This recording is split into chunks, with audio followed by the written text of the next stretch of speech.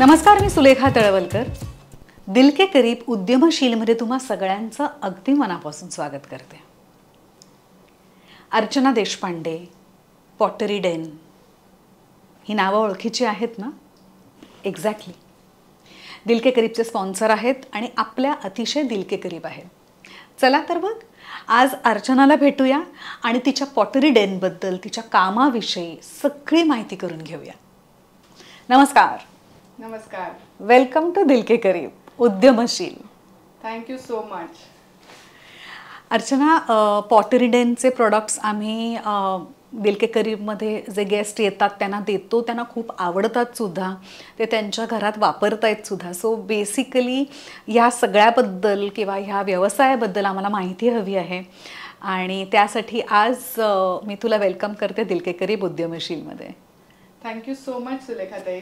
आणि मला इतकं छान वाटतंय आज, कारण मी 2022 पासून दिल के करीबशी असोसिएटेड आहे आणि मी कधीही विचार केला नव्हता की कधीतरी असा पण एक दिवस येईल की तू माझी मुलाखत घेशील. त्यामुळे हा खूपच आनंदाचा दिवस आहे माझ्यासाठी. आणि पॉटरी डेन बद्दल बोलायचं झालं तर मुळात पॉटरी डेन ही कॉन्सेप्ट प्युअर क्लेवेअरसाठी आम्ही चालू केली. आम्ही 2018 मध्ये चालू केलं हे सगळं. आणि एकतर प्युअर क्लेवेअर आपल्याकडे खूप कमी आहे. एक बोन चायना किंवा क्रॉकरी जनरल आपण जे बोलतो ते वेगळ्या वेगळ्या मटेरियल मधून बनतं, पण प्युअर क्लेवेअर आपल्याकडे इंडियात खूप कमी प्रमाणात आहे. त्यामुळे त्या कॉन्सेप्टवर आम्ही ही कंपनी चालू केली होती. वा, आपण याबद्दल आणखीन बोलूच या, पण त्याआधी तुझं स्वागत करते भरपूर गिफ्ट्स देऊन. निलिमा अमितची एक लाईफ कोच आहे, रेकी हिलर आहे. तिने खूप छान पुस्तक लिहिलंय, एक आयुष्य अनेक प्रवास, आनंदी जीवनाचं रहस्य, आणि तुझ्यासाठी भेट म्हणून पाठवलंय. किती छान, खूप छान. मला वाचनाची खूप आवड आहे आणि मी नक्की हे पुस्तक वाचीन. थँक्यू निलिमा. आणि दिसतं छान एकदम, कव्हर पेज सुद्धा किती छान आहे नाही? रोहन प्रकाशन सुद्धा आपले अतिशय दिल के करीब आहेत आणि त्यांनी तुझ्यासाठी एक खूप छान पुस्तक पाठवलंय. तू MBA फायनान्स केलंयस, राईट? हो. सो तुझ्यासाठी हे खास आहे अनिल लांबा यांचं टाइमलेस विजडम अँड फायनान्स. वा, मस्त. म्हणजे माझी एकदा, मी बरेच वर्षांपूर्वी केलंय, पण माझी पण एकदा पुस्तक वाचलं की एकदा रिव्हिजन होईल आणि त्यातले नवीन लेटेस्ट पॉइंट्स मला कळतील, मला वाटतं. खूपच मस्त. आपल्या आणखीन एक स्पॉन्सर आहेत, कल्याणी मोडक, ज्यांच्या ब्रँडचं नाव आहे क्रिएटिव्ह माइंड्स, आणि त्यांनी तुझ्यासाठी दगडात बनवलेले हे प्रॉडक्ट्स पाठवलेत. किती गोड आहेत. हा दिवा आहे, मस्त. आणि चौरंग. हे मी नेहमी बघितलं टीव्हीवर, त्यामुळे आता प्रत्यक्षात हातात घेऊन खूपच छान वाटतंय. ही आपली पार्ल्यातली मैत्रीण आहे, दीपाताई चेवलकर, आणि साजिरी हा त्यांचा ब्रँड आहे. त्यांनी तुझ्यासाठी पैठणीचा दुपट्टा पाठवलाय. वा वा वा, रंग सुद्धा खूप सुंदर, खूपच गोड कलर आहे.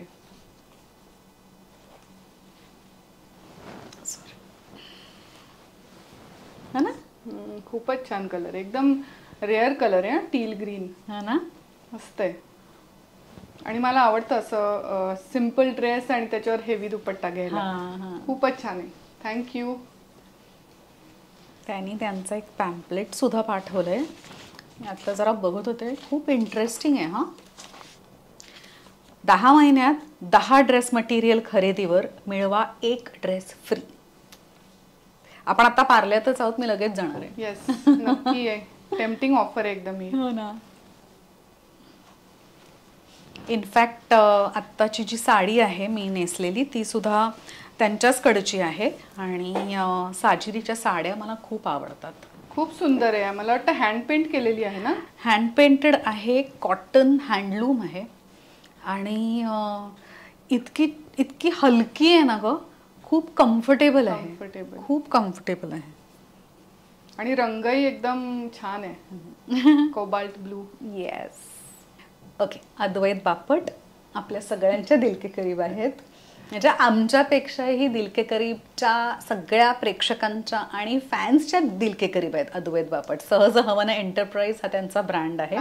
आणि ऑर्गॅनिक गुळापासून बनवलेला खरवस आज त्याने तुझ्यासाठी खास आणलाय. मला आवडतोच खरवस. त्यामुळे आज आफ्टर डिनर डेझर्ट फिक्स आहे. हा आणखीन एक दिलके करीब आयटम आहे. निशांत आवळे, ब्रँडचं नाव आहे चेरी पिक, आणि तुझ्यासाठी मस्तपैकी केबिन बॅग पाठवली आहे. खूपच छान आहे आणि रंगही मस्त आहे, न्यूट्रल एकदम, आणि ट्रॅव्हलिंगसाठी आपल्याला परफेक्ट साईज आहे. आणि निशांत दादांनी यांच्या सगळ्या बॅग्सवर 35% डिस्काउंट ठेवला, तेही फक्त दिलके करीबच्या सगळ्या प्रेक्षकांसाठी. आणि पर्सनल टॅग म्हणजे पॉटरीडनचा टॅग. हो हो. अर्चना, आता आपण जिथे बसलोय ते आहे किरण देवधर यांचं office, Kiran Deodhar and associates, आणि वेल्थ रेस टू एन हा त्यांचा ब्रँड आहे. आणि सगळे फायनान्स सोल्युशन्स इथे आपल्याला मिळतात. आपल्याला हवं असेल तर नंतर आपण त्यांची भेटसुद्धा घेऊ शकतो. आणि हे पार्ल्यामध्ये आहे. अच्छा. अर्चना, MBA फायनान्स केलंस, अमेरिकेत होतीस बरीच वर्ष, मग पॉटरीडेन कसं सुरू केलंस आणि कधी सुरू केलंस नेमकं? मी 2018 मध्ये इंडियात परत आले बऱ्याच वर्षांनी. किती वर्ष होतीस अमेरिकेत? मी शिकागोमध्ये होते बरेच वर्ष, जवळजवळ 12-13 वर्ष, आणि मग कॅलिफोर्नियामध्ये होते 4 वर्ष. नंतर जेव्हा मी परत आलो तेव्हा एवढं ठरलं होतं की काहीतरी स्वतःचं सुरू करायचंय. म्हणजे परत जॉब करणं थोडं बघूया, काही ट्राय करून एक्सप्लोअर करून बघूया, असा एक विचार होता. पण नक्की काही कळत नव्हतं, कारण पुण्यात मी नवीन होते, कारण मी पुण्यातली नाहीये. जेव्हा मी पुण्यात आलो तेव्हा पुण्यात मी नवीन होते. थोडासा ब्रेक घेतला, कारण मुलांना सेटल होणं, नाही म्हटलं तर इतक्या वर्षानंतर येणं नवीन सिटीमध्ये. थोडासा ब्रेक घेतला आणि ठरवत होते की काय करायचं, नक्की काही सुचत नव्हतं. पण मी शिकागोला असताना पॉटरी शिकले होते, म्हणजे ॲज अ हॉबी. जॉब करत असताना वीकेंडला क्लासेस म्हण किंवा असं हॉबी म्हणून शिकले होते. तेव्हा कधीही विचार केला नव्हता की असं काहीतरी केव्हाही करीन मी आयुष्यात, पण आवडत होतं. एकंदरीत टेबल सजवणं किंवा टेबल वेअरची आवड होती, लोकांना होस्ट करणं ह्याची आवड होती. त्यामुळे जेव्हा मला हे युनिट ओळखीच्यांचंच समोर आलं तेव्हा त्यांनी म्हटलं की तू ट्राय करून बघ, तू शिकली आहेस तर वाय नॉट ह्याच्यातच काहीतरी करता येईल. तरी सुद्धा थोडा वेळ आम्ही ट्राय करून बघितलं, कारण काय होतं ना, इतके वर्षानंतर येणं आणि इथे काय आवडेल याचा अंदाज घेणं, याला थोडासा वेळ समजत नव्हतं. म्हणजे असं चालेल का नाही, आवडेल की नाही, आपणच आत्ता सेटल होतोय. पण मी थोडे आपले इंटरेस्टनी गोष्टी करायला सुरुवात केली. मग माझी एक मावशी आहे पुण्यात, ती म्हणाली की एका क्लबमध्ये दिवाळीचं एक्झिबिशन असतं, तर आपण तिथं घेऊन जाऊया. आणि त्या इतक्या छोट्याने सुरुवात झाली. म्हणजे मी माझ्यासाठी केलेल्या गोष्टी ऍक्च्युली तिथं घेऊन गेले आणि 2 दिवसात 40 बॉक्सेस मधले आम्ही 1 बॉक्स घेऊन परत आलो. ओके. त्यामुळे ते थोडंसं आय ओपनर होतं की नाही, लोकांना हे आवडणार आहे आणि आपला जो चॉईस आहे तो लोकांना आवडतोय. त्या एक्झिबिशन नंतर साधारण एक अंदाज आला की आपल्याकडे ती जी मिड लेवल गॅप आहे ती बऱ्यापैकी एम्प्टी आहे. एकतर आपल्याकडे बोन चायनाचं थोडंसं गोल्डन वेअर म्हणू किंवा क्रॉकरी ज्याच्यावर गोल्डन रिम आहे, जे हाय क्लास सोसायटीमध्ये वापरतात ते आहे, नाही तर मग एकदम कुंभार जे आपले लाल मातीची भांडी बनवतो ते आहे. मधली रेंज थोडीशी मिसिंग आहे हे लक्षात आलं त्याच्यामुळे. आणि मग त्याच्यानंतर हळूहळू प्लॅनिंग आणि सुरू झालं. ओके. आणि त्यावेळेला त्या एक्झिबिशनमध्ये कुठले आयटम्स बनवून नेले होतेस तू?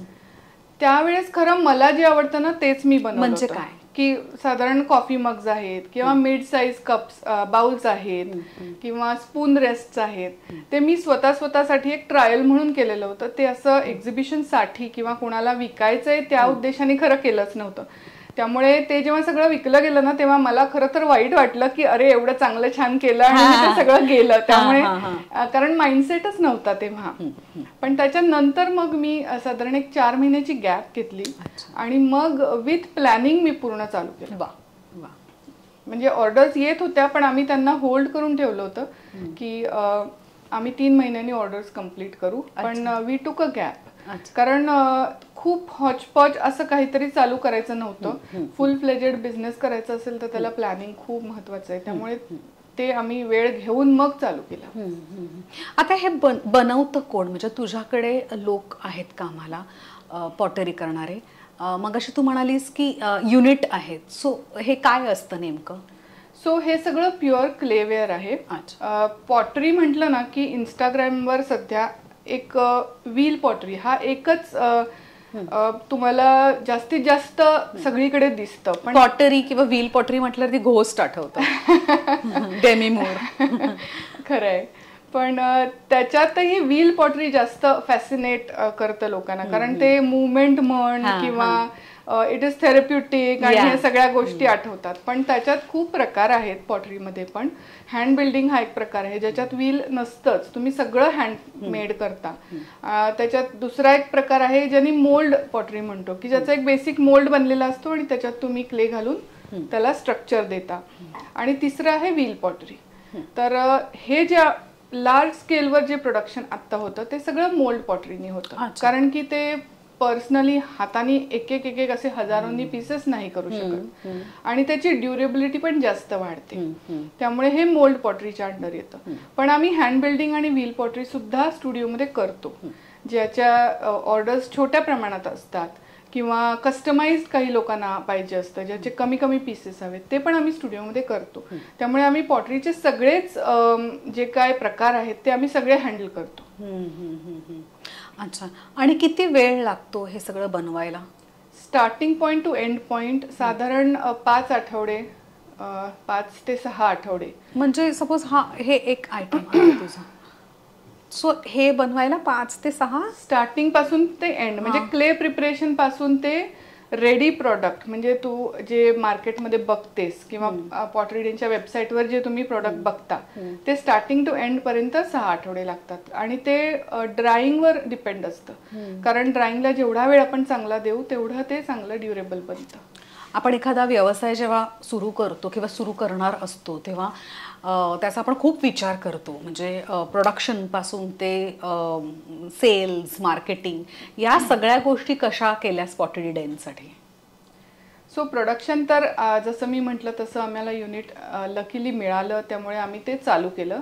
पण मार्केटिंग आणि युनिट मिळालं म्हणजे कोणाचं तरी रेडी होतं, पण ते अगदीच बेसिक करत होते, एकाच प्रकारचे कप. त्याच्यात आम्ही खूप वेगळे व्हेरिएशन्स मी करून बघितले, वेगवेगळे ग्लेजेस, शेड्स आम्ही स्वतः तयार केले. जवळजवळ 11 महिन्याचं एक्सपेरिमेंटेशनच होतं फक्त, की डिझाईन्स कुठले, शेप कुठले, सायझेस कुठले, सगळ्याच एक प्रोडक्ट लाईन म्हणतो ना तसं. त्याच्यात स्ट्रॅटेजी अशी होती की जे कधीही द मोस्ट ओरिजिनल डिझाईन्स असले पाहिजेत, कुठलंही काही कॉपी नाही करणं हा एक बेसिक मुद्दा होता. आणि आर्ट बेस्ड बिझनेसेस असतात ना, ते सुरुवातीला समहाव थोड्याशा पर्सनल आवडीनी चालू होतात, की मला एक ठराविक हॉबीपेक्षा मला एक ठराविक शेड आवडतीये किंवा मला एक ठराविक शेप्स आवडतायत, तर त्यांनी सुरू होतं सुरुवातीला. नंतर मग हळूहळू क्लायंटचा फीडबॅक येणं चालू होतं, मग त्यांना तसं हवंय, मग ते व्हेरिएशन्स चालू होतात. पण सुरुवातीला स्वतःचा आर्टिस्टिक सेन्स थोडासा दिसतो प्रत्येक प्रॉडक्ट लाईनमध्ये. बरोबर. आणि माझंही तसंच चालू झालं की मला साधारण एक जे कलर पॅलेट आवडतंय त्यानेच मी चालू केलं आणि लोकांनाही ते खूप आवडलं. तुला कुठलं आवडतं पॅलेट? मला स्वतःला खूप अर्धी टोन्स आवडतात आणि दुसरं म्हणजे मला पेस्टल शेड्स पण खूप आवडतात. मला सुद्धा पेस्टल्स खूप त्यामुळे हे दोन प्रॉमिनंटली आम्ही पहिल्यांदा चालू केले, की समर कलेक्शन पेस्टल शेड्स, सगळे baby pink, lemon yellow, mint green, sky blue, हे सगळे शेड्स होते. आणि अर्धी टोन्स, कारण अर्धी टोन्स मला स्वतःला टेबलवेअर मध्ये स्पेशली खूप आवडतात, कारण फाईन डाईन रेस्टॉरंट मध्ये बघशील तर तू सगळे अर्धी टोन्स असतात, English colour, darker tones basically, मातीचे जेवढे क्लोज जाता येईल तेवढे ते सगळे टोन्स आम्ही चालू केले. आणि ते 2019 मध्ये एक तर प्लास्टिक खूप बॅन झालं होतं इंडियात स्पेशली, म्हणजे तुला आठवत असेल तर भाजीवाल्यांना पण फाईन वगैरे लावणं चालू झालं होतं. त्यामुळे ते आम्हाला खूप हेल्प केलं पहिल्यांदा, कारण लोक प्लास्टिकचे डब्बे काढून टाकत होते. मग त्याला अल्टरनेटिव्ह काय, तर काच किंवा सेरामिक म्हणजे प्युअर क्लेवेअर. तर ते आम्हाला खूप हेल्प केली. कोविडमध्ये आम्हाला खूप म्हणजे लोकांचे बिझनेसेस काही जणांचे कमी झाले पण आमचा खूप वाढला, कारण एकतर कुकिंग शिवाय काही करत नव्हती लोक घरी. आणि आम्हाला असे फोन यायचे की मुगाची खिचडी जरी खायची असली ना तरी आम्हाला तो एक रेस्टॉरंटचा इफेक्ट आणायचा आहे घरी. तर काही प्लेट्स आहेत का, किंवा काही फाईन डाईन रेस्टॉरंट मध्ये खाल्ल्याचा आनंद मिळेल असं काही सर्विंग वेअर आहे का.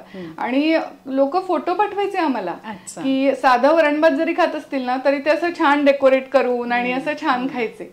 त्यामुळे तसं पण खूप क्लायंट्स आमचे वाढले त्या सुमारास.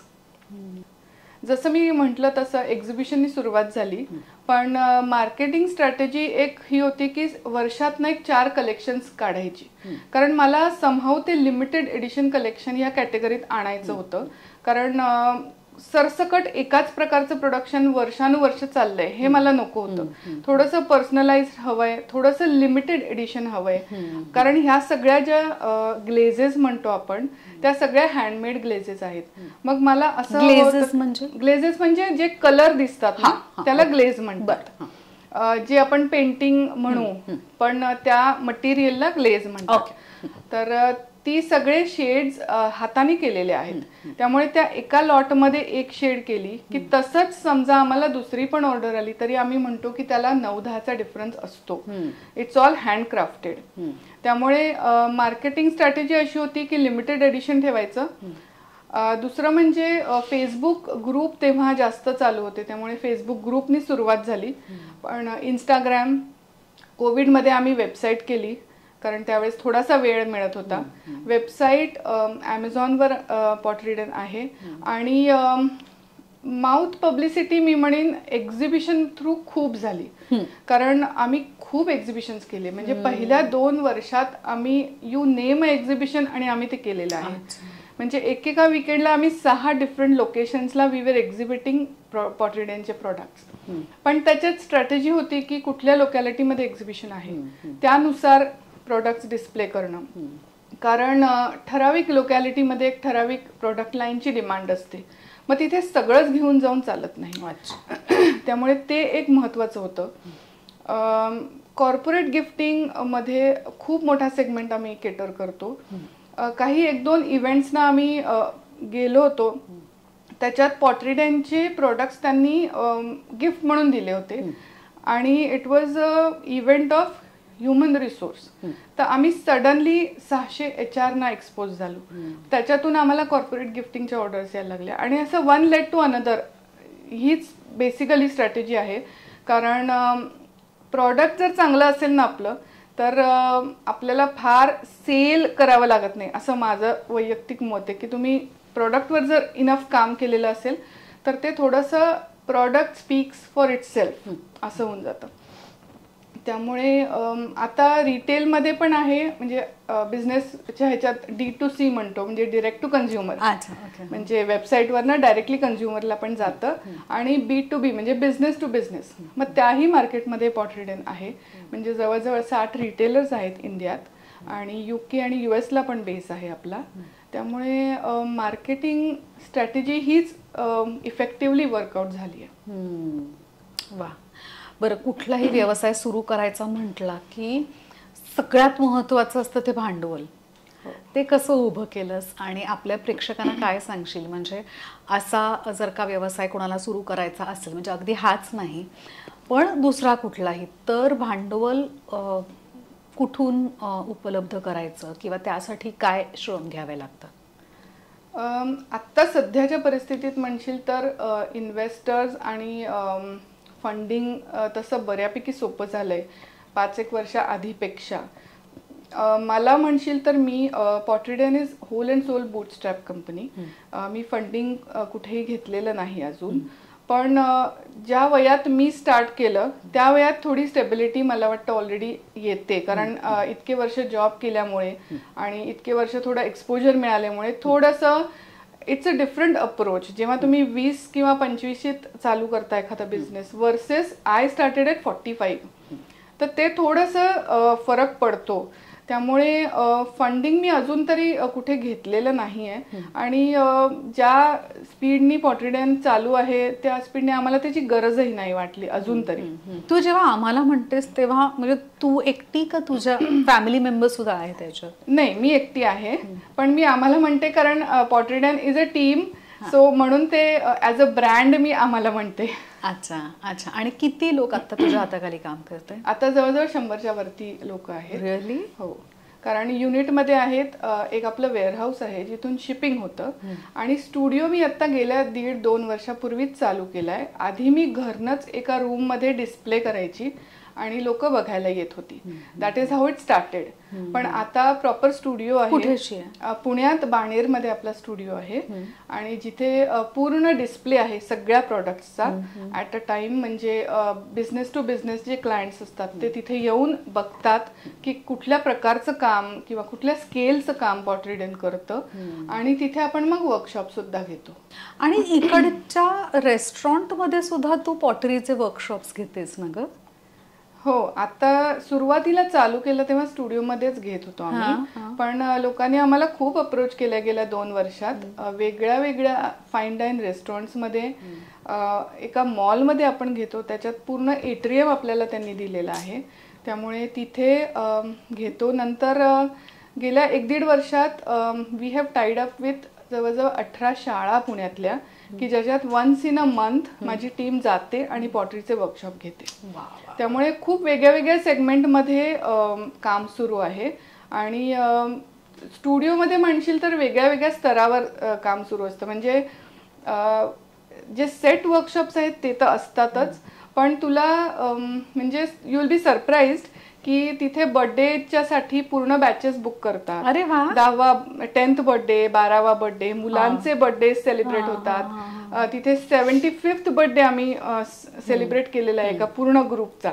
म्हणजे 75 साधारण 75 ते 80 ह्या एज ग्रुप मधले सगळे आजी आजोबा आले होते आणि त्यांनी इतकं सुंदर काय काय केलं की आपल्यालाच नवल वाटतं की आपण काय म्हणजे काहीच करत नाही अजून. वा, हे मस्त आहे ग, युनिक आहे एकदम. बरं, या विषयावर मी बोलणारच आहे, पण त्याआधी तुझ्या वर्कशॉपची काही दृश्य बघूया. हाय, सो आय एम सरस्वती. मी इथे पॉटरीडनमध्ये हेड इन्स्ट्रक्टर आहे आणि आज आपण आलो आहे व्हील वर्कशॉपचा. मी एक बिगिनर्स डेमो देणार आहे. So hi Manoj, shall we get started? Okay. So सगळ्यात आधी आपण हे क्लेची जी बॉल आहे त्याला जोरात थ्रो करतो. सो आपल्याला जेवढं मध्ये थ्रो करता आलं तेवढं मध्ये तेवढं जोरात थ्रो करायचं असतं.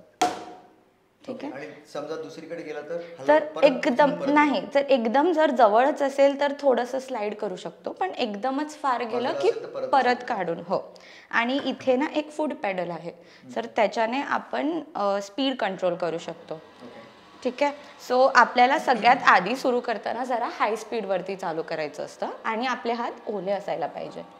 सो असं हात ओले करून आधी आपल्याला क्लेला कप करून, आता बघा हे वॉबल करतोय.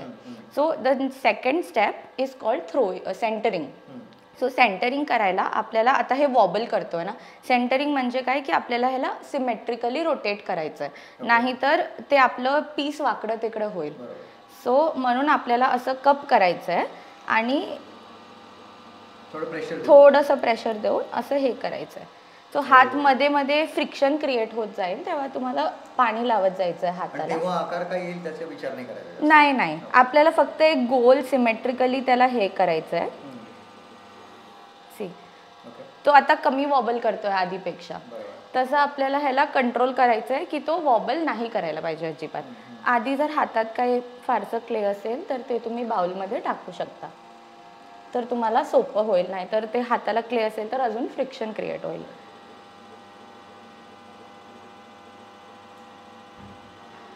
तुम्हाला सेंटरिंग करायला, म्हणजे ही जी प्रोसेस आहे त्याला सेंटरिंग म्हणतो.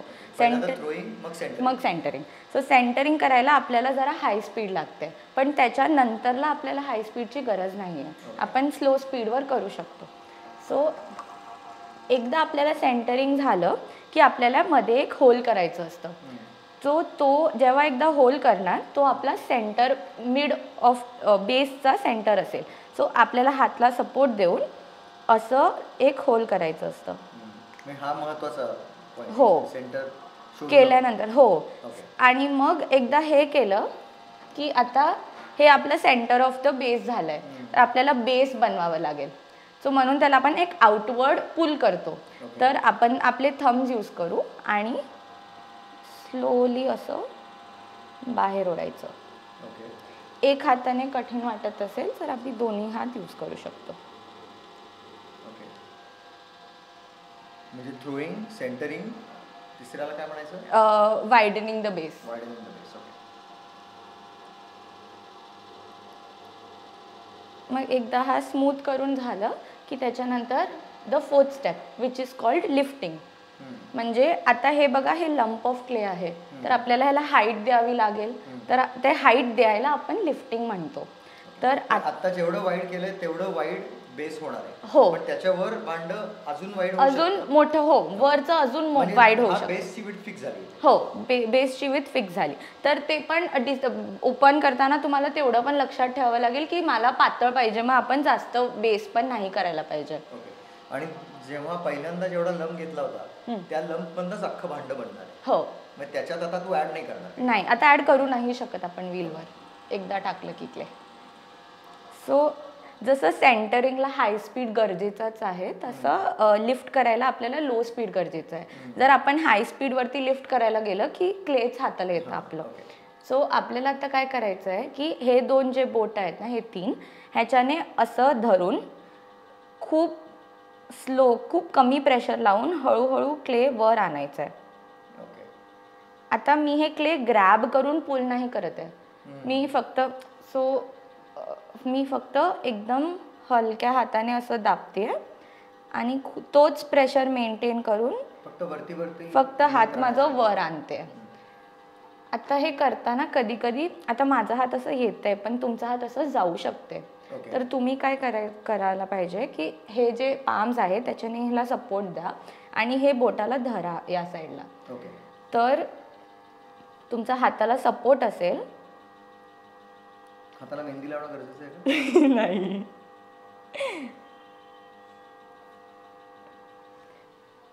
पण हा, सो असं आपल्याला 2-4 वेळा करावं लागेल हाईट यायला त्याची छान.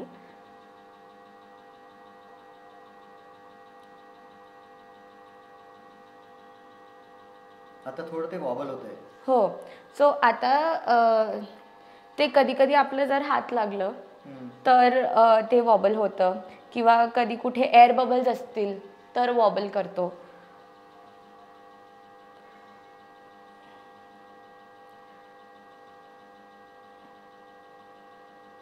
आणि कधी कधी असं लिफ्ट करताना ते वर खाली किंवा पातळ असतं तरीही तो वॉबल करतो.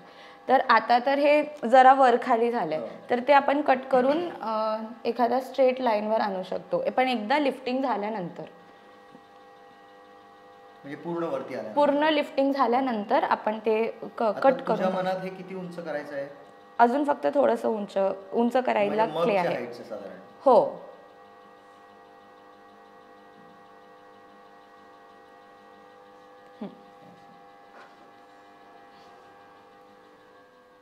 आता मी फक्त त्याचं हे जे आहे ते इवन आउट करते. तू परत स्पीड स्लो केलास. हो.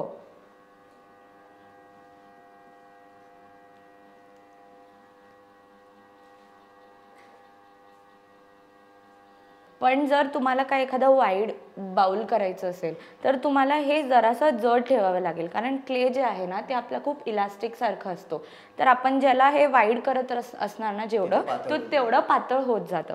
मग आफ्टर अ पॉइंट तो तुटायचं पण चान्स आहे. म्हणजे आता तुझा जो फायनल शेप नाही अजून नाही, फक्त तू मगाशी बेसची विड्थ ठरवली, आता हाईट ठरवली. याच्यामध्ये तुला काय खेळायचंय सगळं? हो. सो आता मी शेप करायला एक मटक्यासारखं शेप दाखवते, कारण त्याच्यात मला हे वाईड पण करायचंय, नॅरो पण करायचं, म्हणजे तुम्हाला दोन्हींचा आयडिया येणार. तर ते करायला माझे हात ओले पाहिजे, एकदम असं ड्रिपी वॉटर पण नको, पण ओले पाहिजे. मी करीन तेव्हा मला सांग कधी कधी ओले कर. हो. आणि इथनं स्लोली आपल्याला हात असं बाहेर पुश करायचं आहे आणि ह्या हाताचं नेहमी सपोर्ट असायला पाहिजे.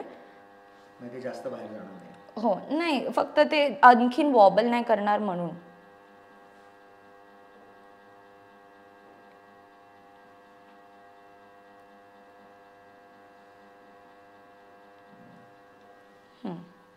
आणि मग आता ह्याची नेक जी असते ते करायला, नॅरो करायला आपल्याला हे 2 जे बोट आहेत ना त्याच्याने असं स्लोली सपोर्ट करून असं करायचं आहे.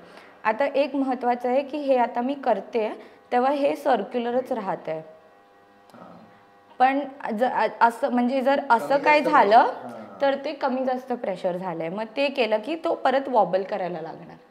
तर ते फक्त एक लक्षाला ठेवावं लागेल. आणि हे करताना आपण असं खाली नाही दाबायचं चुकीने, मग ते खाली पडून जाणार. पण हे करताना जेव्हा प्रोफेशनली करता तुम्ही हे, तेव्हा एक्झॅक्टली हाईट मेंटेन करण्यासाठी समजा तुम्हाला ऑर्डर आली किंवा काही 2 कप्स करायचे आपल्या घरासाठी आणि दोन्ही सेम हाईटचे करायचे, तर ते कसं कळतं तुम्हाला की एक्झॅक्टली हाईट?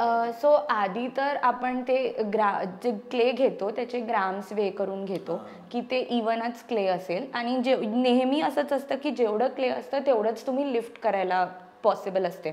म्हणजे आता एवढं जे मी क्ले घेतलं, तुम्हाला जेव्हा आता तेवढंच क्ले घेतलं, तुम्ही ह्याच्यापेक्षा वर हाईट घेऊच नाही शकत त्याचं. तसं पण असतं. प्लस ते वेगळे टूल पण असते ज्याच्याने हाईट आपण मेजर करून ते सेम हाईटचं पण करू शकतो. करता करता हाईट मेजर करू शकतो. मग आता फक्त मी जे कुठे कुठे एक्सेस वॉटर आहे ते काढून घेणार, जरासं फिनिशिंग करून.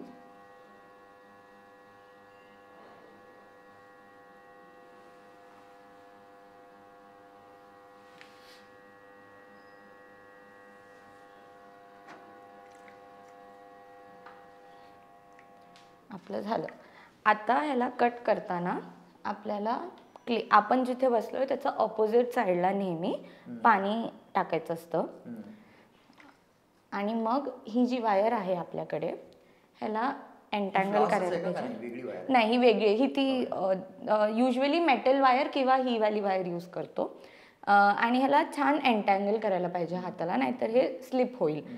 आणि थम्स खाली टेकून, म्हणजे असं झटक्यानी पण नाही, पण थांबायचं नाही मध्ये फक्त. आणि असं करून तो आपोआप निघून येतो.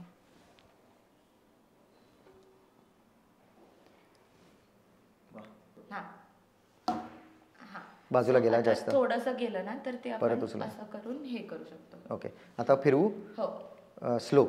राईट. पाणी घ्यायचं हाताला. पूर्ण हातवले करायचं. ओके.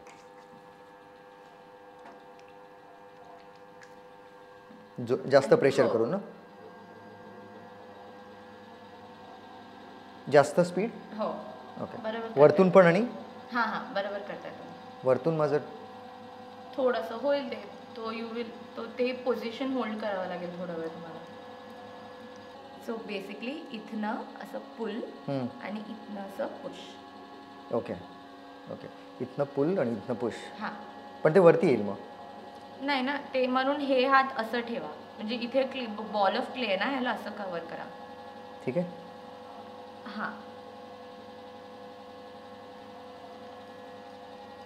हो. आता त्याची होल जरा अजून खाली करा. अंगठा घालून. पाणी घालू थोडं. हो. हात ओले करा तुमच्याकडे.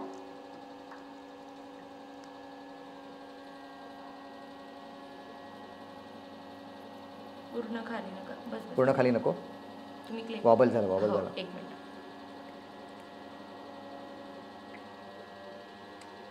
स्लोली हात करा. नाही, ते वर आलंय. म्हणजे तू मगाशी करत होतीस तेवढं सोपं नाहीये. त्याचं वाटतं.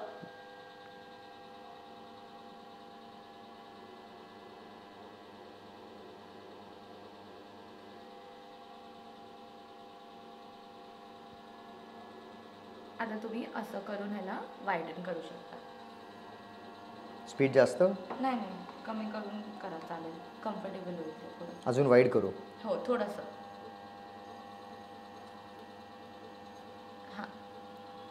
हात ओले.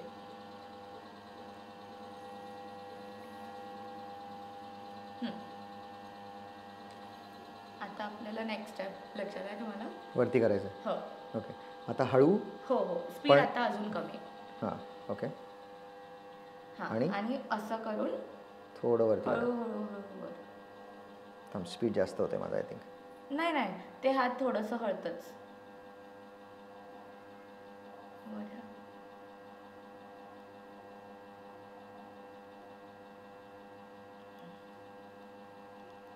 येते का वरती? हो, 1 मिनिट थांबा.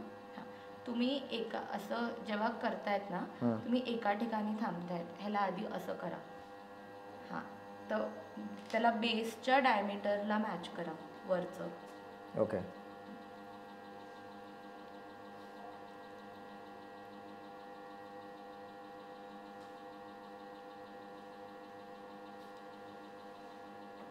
असं करून सुद्धा वरती येईल ना? नाही, इतकं नाही. जेवढं वर केलेलं आहे फक्त ते वाईडन आहे म्हणून ते असं दिसत नाही की वर आहे. त्याला नॅरो केलं की म्हणून त्याची हाईट दिसते. झालंय पुरेसं? करू आता अंगठ्याने परत? हो. पाणी घाला. हां, फक्त तुमचं जे हा आहे ना, तुम्ही मध्ये थांबून गेला होता ना, तर खालचा प्रेशर झाला आणि म्हणून मग वरती अजिबात प्रेशर नाही लावले, म्हणून इथे लंप ऑफ क्ले झालंय. सो आधी फक्त तिथे जरासं हे करा.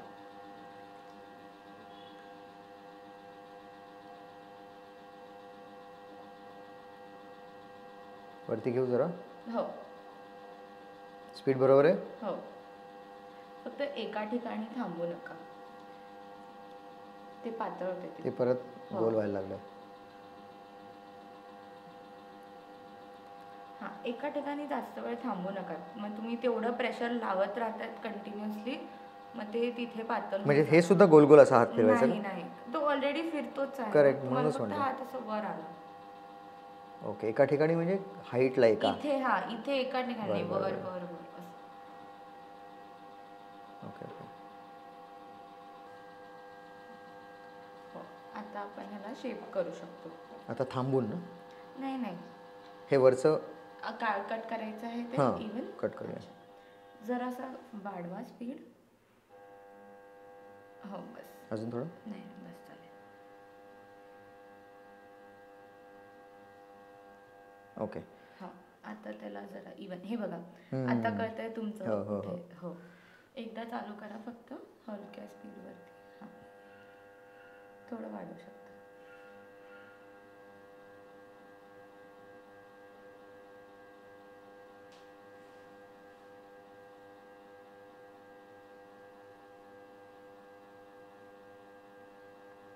आता तुम्ही एकदा आता शेप म्हणजे असा तू केलास तसा हां, करायचा. तुम्हाला असं सेम मग सुरुवातीला हे वरचं नाही तसंच करूया ना. I try that. ठीक आहे. इथून वरतून नाही, आत आधी घेऊ का? तुम्हाला खालनं खालून बाहेर, बाहेर तर आधी काढायचं, क्ले ओके. काढा हातातली तुमची. स्पंज घेऊन okay. Just वाईप out the clay.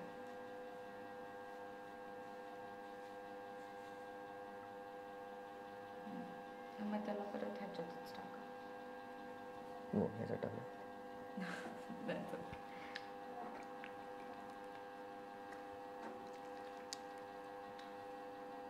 आणि फक्त हलक्या हाताने बाहेर पुश करा. स्पीड नका चेंज करू, कमीच ठेवा, चालेल. खालून? हो, खालच्या भाग म्हणजे हा जो पार्ट आहे ना, ह्याला ह्याच्याने इथे support support करा, चालेल. देऊ. हो, होतंय का? हां, support cup the entire thing. Okay. असं आरामात स्लोली. हां, अँड असं बस. हां, आता हे असं झालंय. तुमची थोडी स्पीड वाढली आहे, थोडी अजून कमी करा. हो, आता इथनं आतमध्ये वरचं एका. सो कमी. हे दोघीला सेम लेवलवर ठेवा आणि हळू.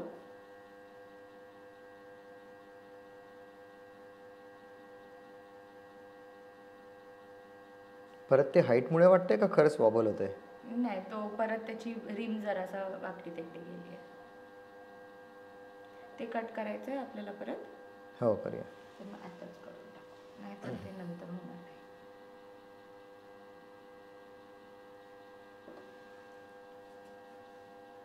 ती विड्थ अनइवन झाली आहे त्याच्यामुळे ते जास्त हो, वाटतंय. अजून वाटतंय ते.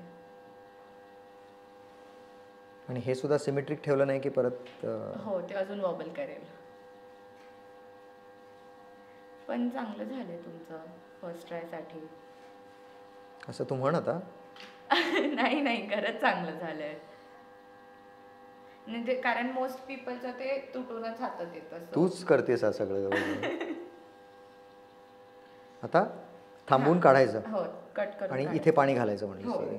खूप छान वाटलं मला करायला. म्हणजे एकदम नेहमीचे शब्द आहेत खूप छान वगैरे, पण खरंच खूप छान वाटलं.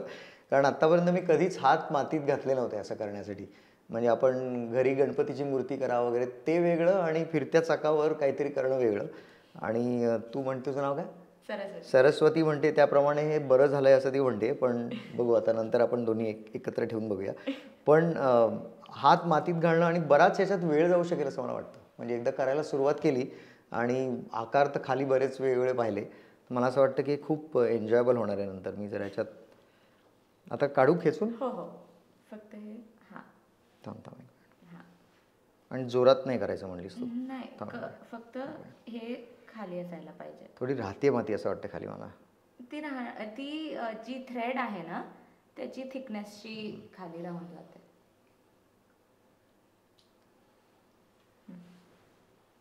पॅड कळतंय मी कुठलं गेले ते.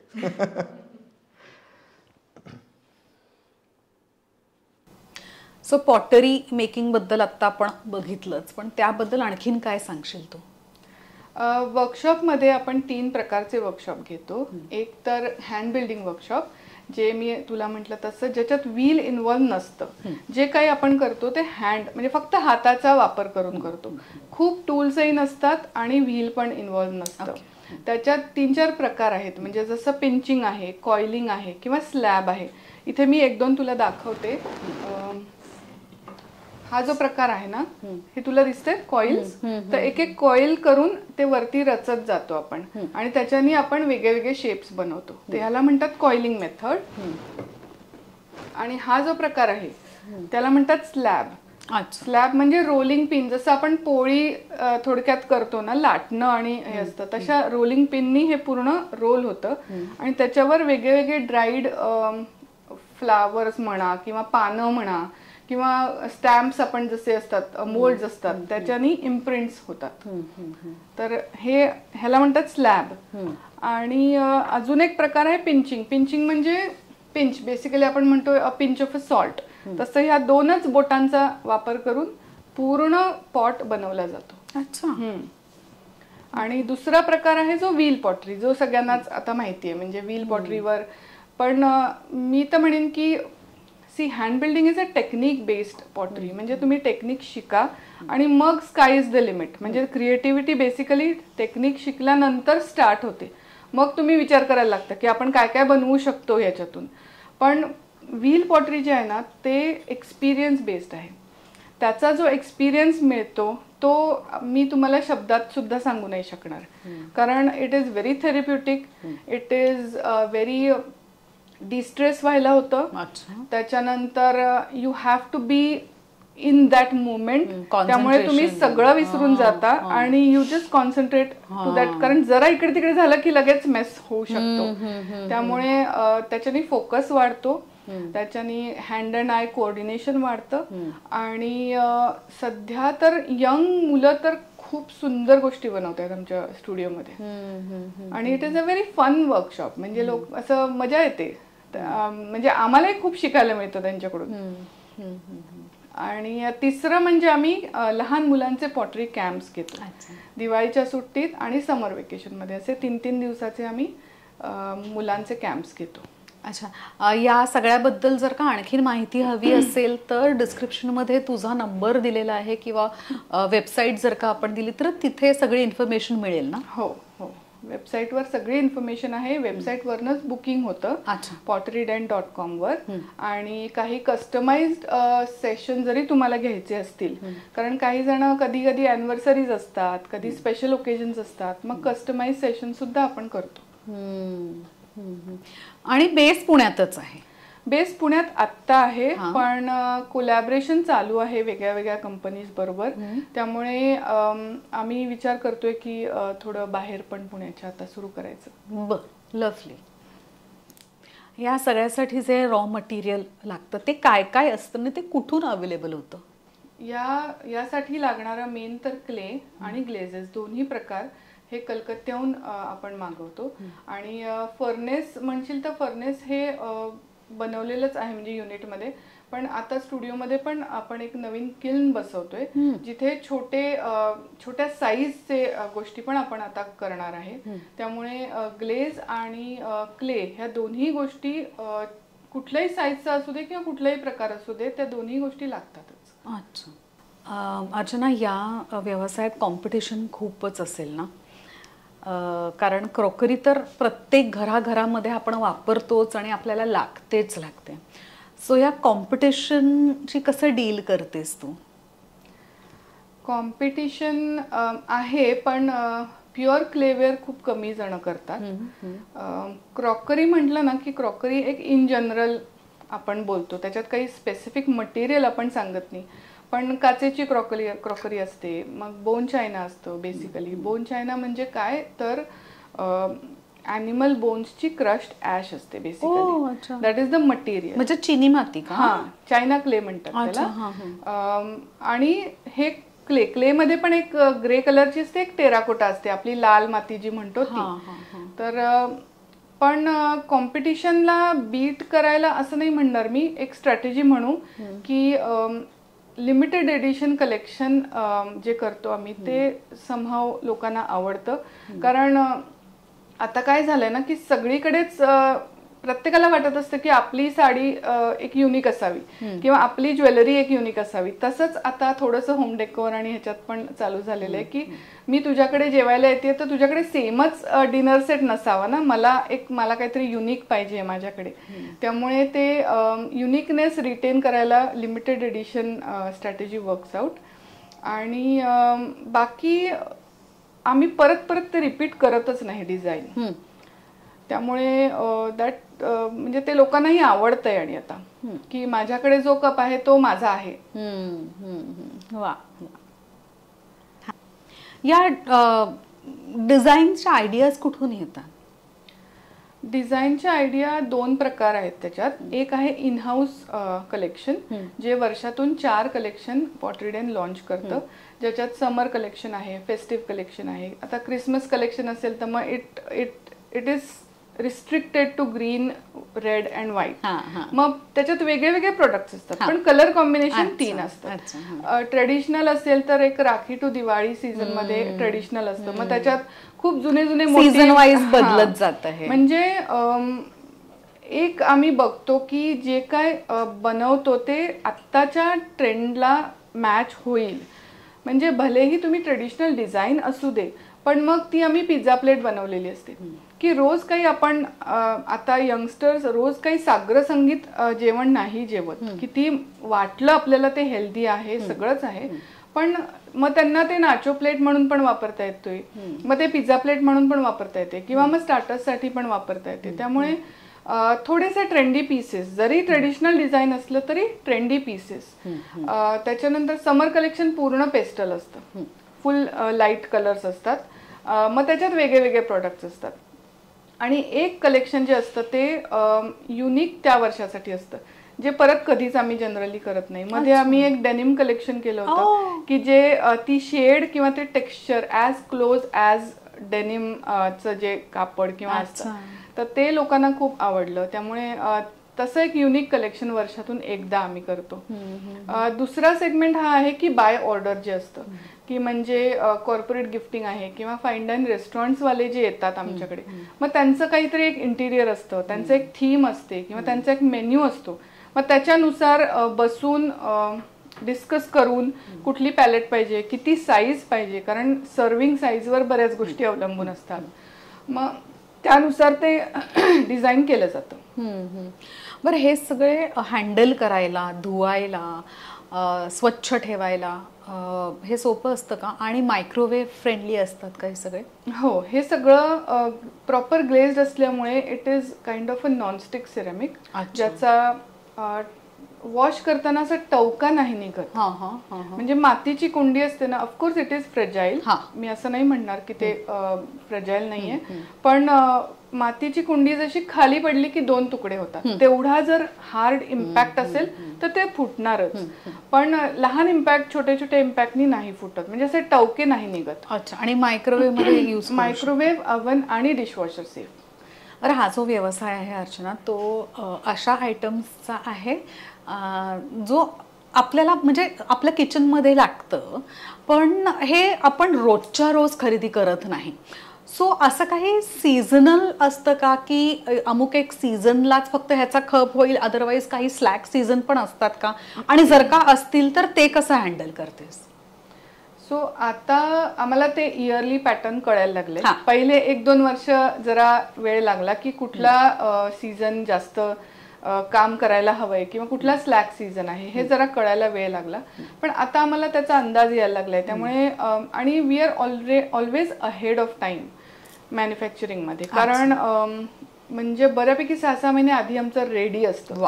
कारण आजकाल ना इंस्टाग्राम म्हण किंवा वेबसाईट म्हण याच्यामुळे तुम्हाला त्या प्रॉडक्टचं एक सायकल असते.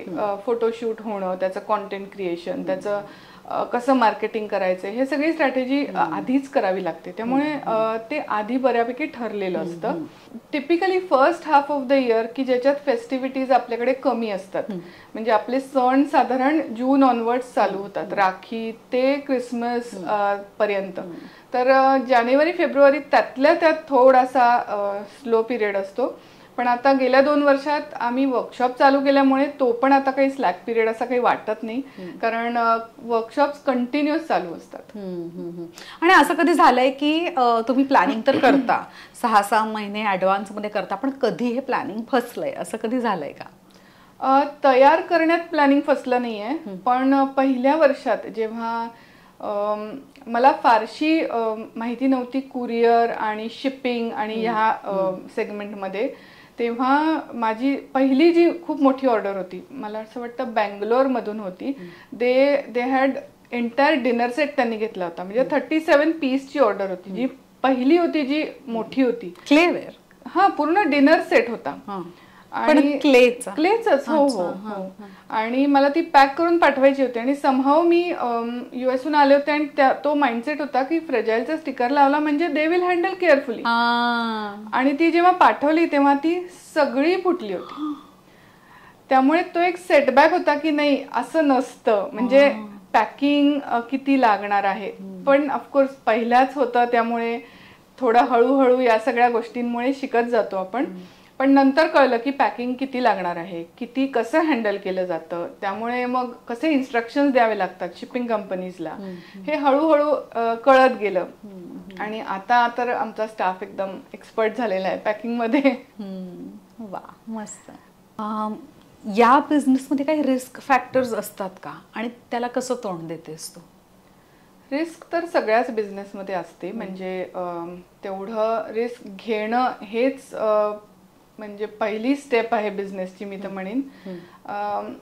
ऑफकोर्स सेल नाही झाला तर ही एक रिस्क असतेच, पण ती सुरुवातीला जास्त असते मला वाटतं. आता एकदा थोडं थोडं आपण शिकत गेलो की थोडा अंदाज यायला लागतो.